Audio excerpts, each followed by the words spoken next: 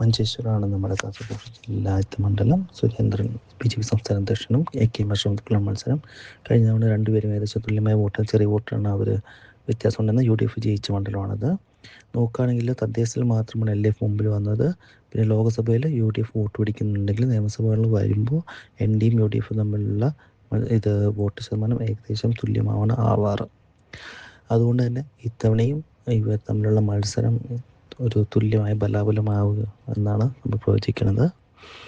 അതുകൊണ്ട് രണ്ടുപേർക്കും 40% LDFിൻ്റെ വോട്ട് കുറച്ചും കൂടി കുറയുകയും ചെയ്യുന്നതായിട്ടാണ് നമ്മൾ ഇതിൽ വിധിയെഴുതുന്നത്. അടുത്തത് കാസർഗോഡാണ്.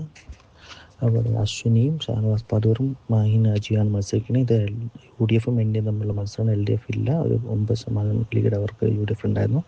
കഴിഞ്ഞ വർഷങ്ങൾ നോക്കുകയാണെങ്കിൽ CPM തദ്ദേശത്തിൽ മാത്രമേ മുമ്പോട്ട് വന്നിട്ടുള്ളൂ. BJPയുടെ വോട്ട് കുറയുന്നതായിട്ട് കാണാം, UDFിൻ്റെ വോട്ട് കൂടുകയും ചെയ്യുന്നുണ്ട്.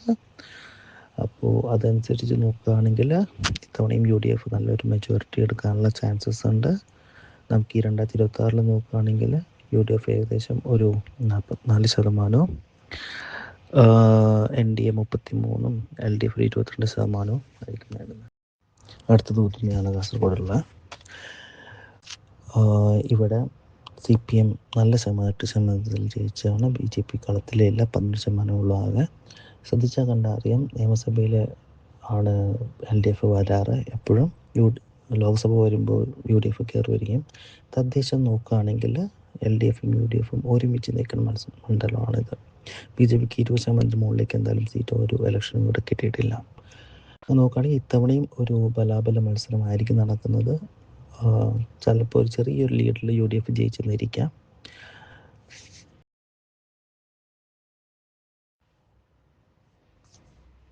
അടുത്തത് കാഞ്ഞങ്ങാടാണ്. അവിടെ കഴിഞ്ഞ തവണ LDF നല്ല ഒരു 51% ജയിച്ചിട്ടുണ്ട്. UDF 34%, ND 13%. കഴിഞ്ഞ മുമ്പത്തെ നോക്കുകയാണെങ്കിൽ നിയമസഭയിലും തദ്ദേശ തെരഞ്ഞെടുപ്പിലും LDF നല്ല ഭൂരിപക്ഷം നേടുകയും ലോക്സഭ താഴേക്കുകയും ചെയ്തിട്ടുണ്ട്. NDയുടെ വോട്ട് എപ്പോഴും 20% താഴെയാണ് വരുന്നത്. 2021 നല്ല വോട്ട് ശതമാനം ഉള്ളത് കൊണ്ട് തന്നെ 2026 നമ്മൾ നോക്കുകയാണെങ്കിൽ അവർ എന്തായാലും ചെറിയൊരു മെജോറിറ്റി അവിടെ കിട്ടാനാണ് പ്രഡിക്റ്റ് ചെയ്യുന്നത്. അതുകൊണ്ട് ഇത്തവണ 44-38. അടുത്തത് തൃക്കരിപ്പൂർ മണ്ഡലമാണ് കാസർഗോഡിലെ. അവിടെ സന്ദീപ് വാര്യർ NDയിൽ നിന്ന് മാറി കോൺഗ്രസ് ചേർന്ന് സന്ദീപ് വാര്യർ മത്സരിക്കുന്ന മണ്ഡലമായിട്ടാണ് ഇത് കണക്കാക്കുന്നത്. LDFിന് നല്ല ഭൂരിപക്ഷം 54% ഭൂരിപക്ഷം എന്ന മണ്ഡലമായിരുന്നു. ഇത് നോക്കിയാൽ മതി.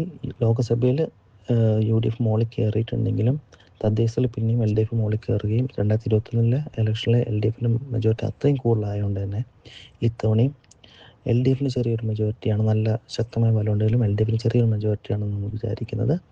BJPക്ക് 10% താഴെ വോട്ടുള്ള ഒരു മണ്ഡലം കൂടിയാണിത്.